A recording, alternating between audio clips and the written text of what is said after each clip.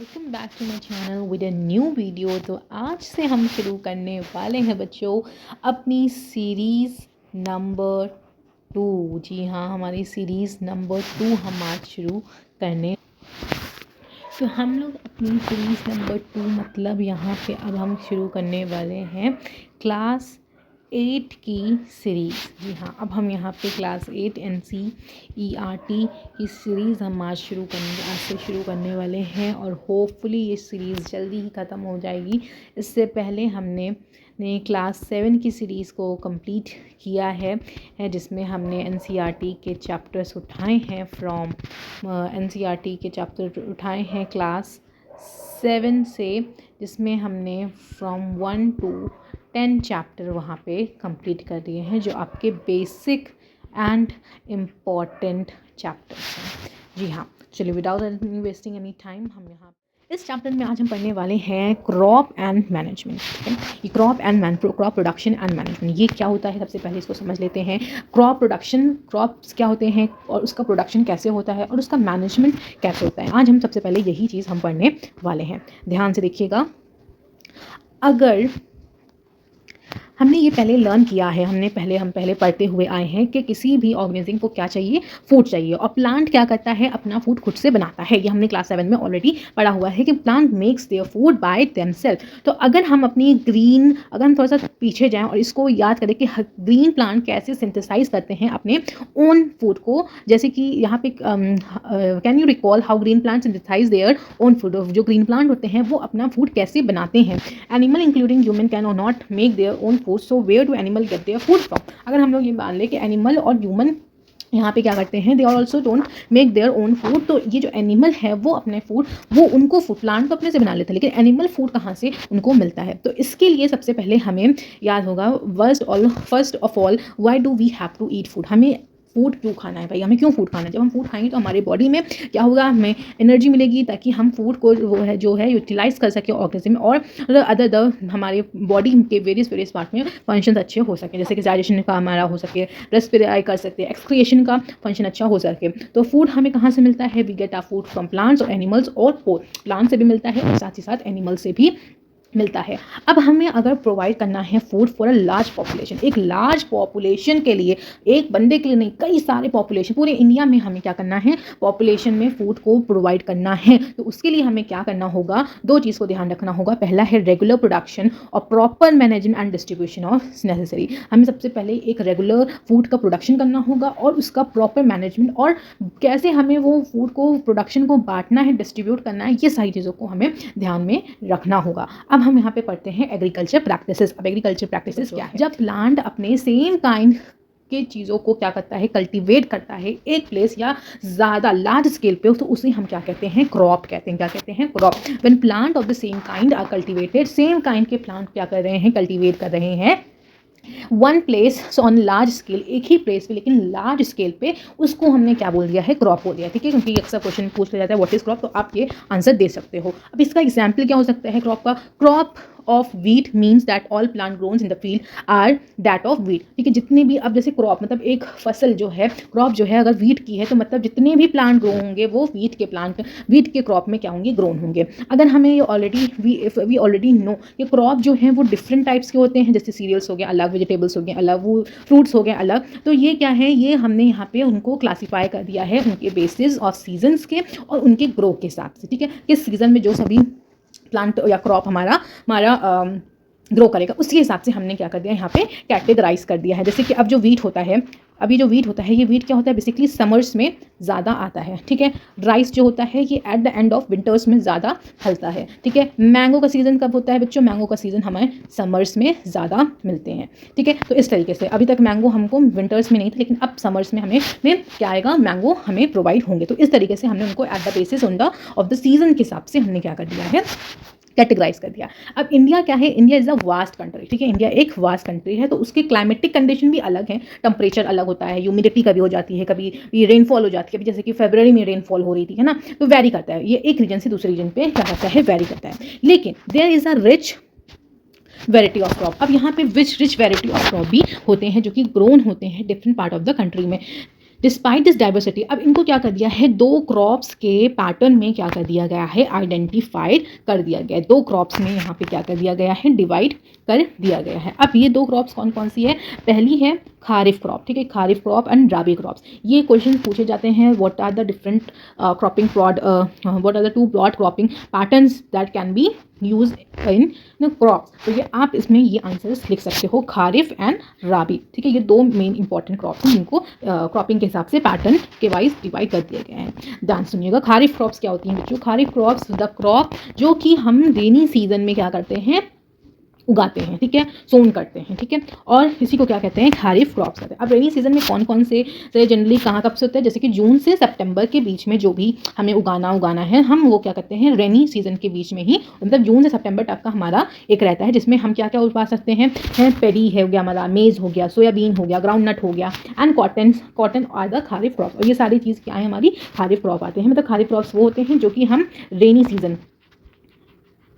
Rainy season के बीच में हम क्या करते हैं, उगाते हैं। रेनी सीजन मतलब जून, मतलब अभी आने वाला जून टू सितंबर के बीच में, ठीक है। तो ये हमारा क्या हो जाएगा, खारिफ क्रॉप कहलाएगा। ना तो नेक्स्ट क्रॉप्स क्या होते हैं, राबी क्रॉप्स वो होते हैं जो कि हम विंटर सीजन में उगाते हैं, जैसे कि अक्टूबर टू मार्च के बीच में, ठीक है। अब ये इसी को क्या कहते हैं, हम लोग राबी क्रॉप कहते हैं। हाँ, अब राबी क्रॉप से क्या एग्जाम्पल हो गया, जैसे कि वीट हो गया, ग्राम हो गया, पी हो गया, मस्टर्ड हो गया एंड लाइन सीड हो गया। ये सारे क्या है, हमारे एग्जाम्पल्स हो गए राबी क्रॉप के। अब जो अगर हम पल्सेस या वेजिटेबल की बात करें, ये क्या कब होती हैं, ये हमारी समर सीजन में होती हैं, ठीक है। नेक्स्ट बढ़ते हैं हम लोग, बेसिक प्रैक्टिस ऑफ क्रॉप पढ़ते हैं क्रॉप्स प्रोडक्शन, ठीक है। अब देखिए यहाँ पे कल्टीवेशन जो हो रहा है वो क्रॉप्स का हो रहा है, जो कि हर एक एक्टिविटी क्या है उसमें इन्वॉल्व्स है, जो कि कौन करता है, फार्मर करते हैं लॉन्ग पीरियड ऑफ टाइम के लिए। लेकिन अगर हम ये चीज़ ढूंढने चले कि हर एक्टिविटीज़ जो है वो सिमिलर है जो कि एक गार्डनर करता है, even bye you when you grown ornamental plant in your house. Ornamental plants होते हैं वो प्लांट जो कि हम एज अ ऑर्नामेंट्स, जैसे कि जैस्मिन हो गया या रोज हो गया, या आपका एक दो फ्लावर्स और हो गया, आई डोंट गेट दैट, अभी मेरे दिमाग में बिल्कुल भी नाम नहीं आ रहा है, ऑर्नामेंट्स प्लांट जो हम घर में जो प्लांट हो गया, ठीक है, वो हम भी यहाँ पे क्या कर सकते हैं, कल्टीवेशन हम सब्जियों का या ग्रो कर सकते हैं अपने हाउस में। अब ये जो एक्टिविटीज़ होती हैं, ये जो टास्क होता है, इस टास्क को हम क्या कहते हैं, एग्रीकल्चर प्रैक्टिस कहते हैं, ठीक है। इसको क्या कहते हैं हम लोग, एग्रीकल्चर प्रैक्टिस कहते हैं। अब क्या क्या इसमें होता है, सबसे पहले समझ लेते हैं प्रिपरेशन ऑफ सॉइल। सिंपल तरीके से, मैं इतना ऑल ओवर नहीं जाऊंगी, तो मैं आपको इसी में सारी चीज़ें मैं समझा देती हूँ जो कि आपको ईजिली समझ में आ जाएगा, ठीक है। देखिए बच्चों, सबसे पहले प्रिपरेशन ऑफ सॉइल, ठीक है। सबसे पहले अगर कोई भी हमें क्रॉप्स को उगाना है तो उसके लिए हमें एक अच्छी फर्टाइल सॉइल चाहिए होगी, एक अच्छी सॉइल चाहिए होगी, तभी हमारा एक अच्छा क्रॉप क्या होगा, ग्रो कर सकेगा, ठीक है। तो first is you have to be a prepare for the first step, जो कि क्या है हमारा अ गुड सॉइल, एक अच्छी फर्टाइल लूजन सॉइल हमें चाहिए होगी, जो कि ईजिली क्या हो सके, पेनिट्रेट हो जाए रूट्स के अंदर, ठीक है, इनटू द सॉइल। और ये सॉइल जो होनी चाहिए, इट शुड बी लूज, ताकि रूट को क्या कर सके, हार्ड सॉइल नहीं होनी चाहिए, ये लूज सॉइल होनी चाहिए, ताकि हमारे जो रूट हो वो ईजिली ब्रीथ कर सके। जब वो ब्रीथ करेंगे देन व्हाट हैपन, हमारा प्लांट भी ग्रो करेगा। और लूजन सॉइल में क्या होता है बच्चों, के अर्थवॉर्म या माइक्रोब्स भी प्रेजेंट होते हैं, जो कि एक तरीके से फ्रेंड्स माने जाते हैं फार्मर्स में, ठीक है। ये एक तरीके से हेल्पफुल होता है हमारे सॉइल को और ज़्यादा फर्टाइल करने में, ठीक है। नेक्स्ट है हमारा सोविंग। अब सोविंग क्या होता है बच्चों, सॉरी,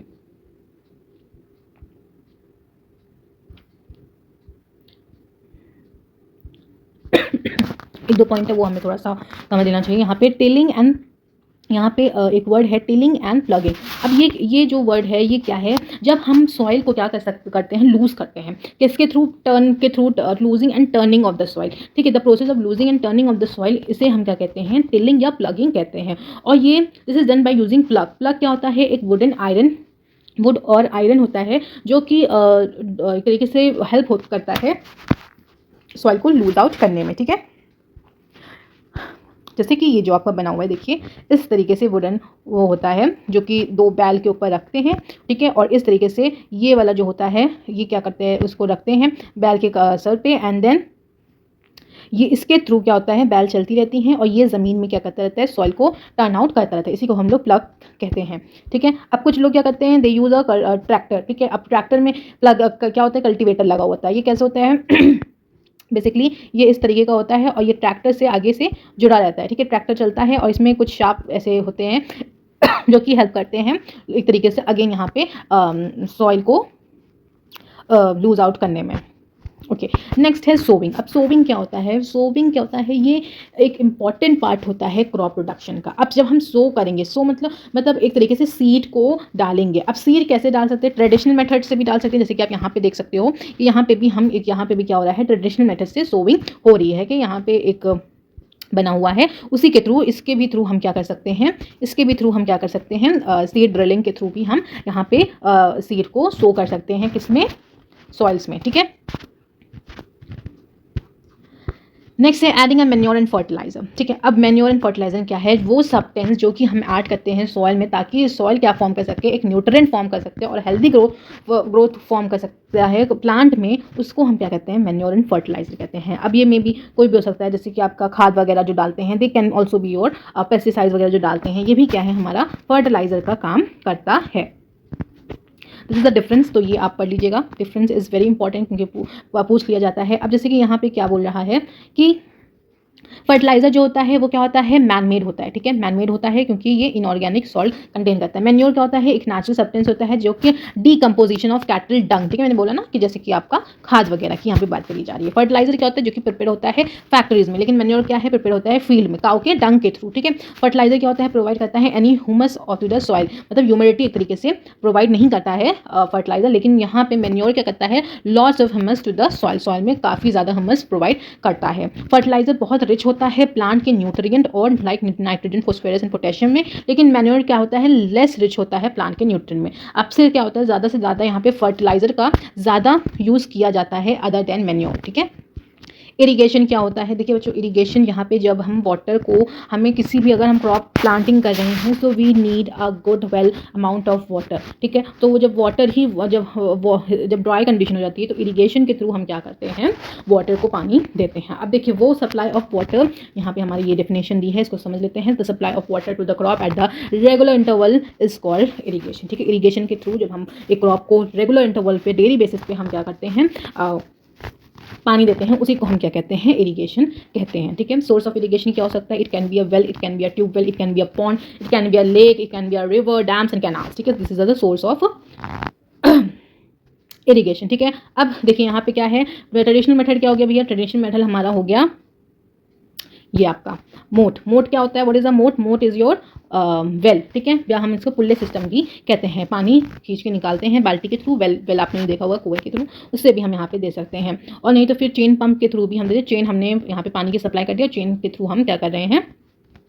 चेन खींचते हैं, पानी अपने आप क्या चला जाता है? फील्ड में, क्रॉप की फील्ड में चला जाता है।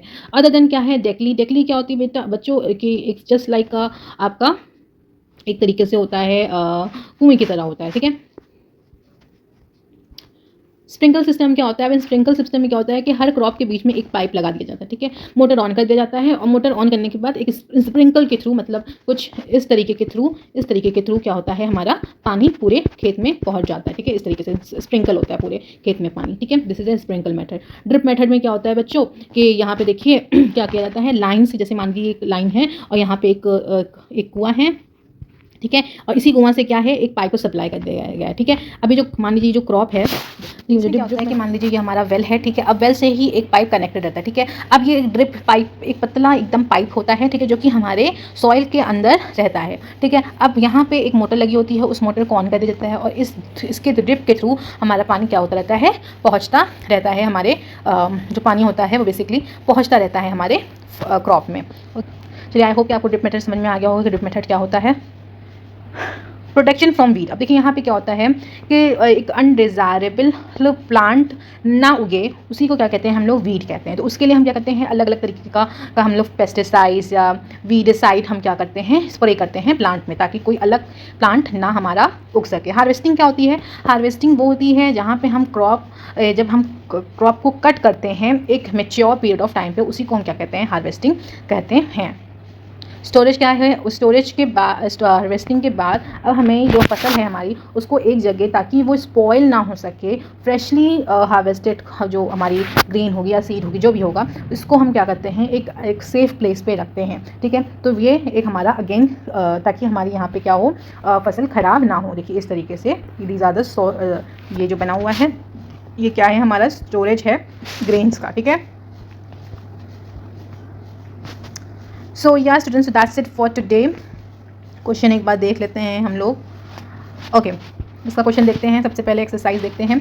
क्या बोला है, the same kind of plant grown and cultivated on a large scale at a place is called, क्या कहते हैं, अब आप बताइए मुझे जल्दी से। जी हाँ, क्रॉप कहते हैं। क्या कहते हैं, क्रॉप कहते हैं, ठीक है।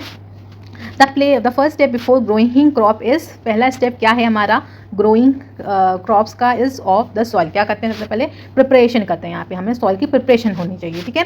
नेक्स्ट है हमारा damage seed would on the top of the water. अब बताइए इसमें क्या होगा, फ्लोट, ठीक है, float on the top of the water. For growing the crop sufficient sunlight and, क्या चाहिए, सनलाइट चाहिए, and what else we want, nutrient चाहिए, और साथ ही साथ हमें वाटर भी चाहिए, ठीक है। तो ये आपका फिल इन द ब्लैंक्स हो गया है। मैथ द फॉलोइंग देखते हैं। इसका आप लोग जल्दी जल्दी क्या करिए, एक तरीके से स्क्रीनशॉट ले लीजिए, ठीक है। अब खारिफ क्रॉप क्या होती है, खारिफ क्रॉप हमारी होती हैं जिसमें हमें पेडी एंड मेज हमें मिलता है। राबी क्रॉप हमें वीट एंड ग्राम पी मिलता है। केमिकल फर्टिलाइजर क्या होते हैं, urea and super phosphate. Organic manure क्या होता है हमारा, animal excrete, cow dung and urine plant, ठीक है। आई डोंट नो इसमें एक कोई पॉइंट ज़्यादा दिया हुआ है, ठीक है। इसका स्क्रीनशॉट ले लीजिए आप लोग। ओके स्टूडेंट्स, तो इसके क्वेश्चन आंसर्स भी हम जल्दी ही करेंगे। अभी के लिए बस I think that's it for today. तो हमने कुछ क्वेश्चन भी यूज़ किया। अब आप सभी को मैं एक काम देती हूँ, होमवर्क देती हूँ, जिसमें आपको करना है, आपको मुझे जल्दी से ये वाला जो है इसका मुझे आंसर बताना है कमेंट सेक्शन में, ठीक है। तो मिलते हैं नेक्स्ट वीडियो में, तब तक बाय बाय।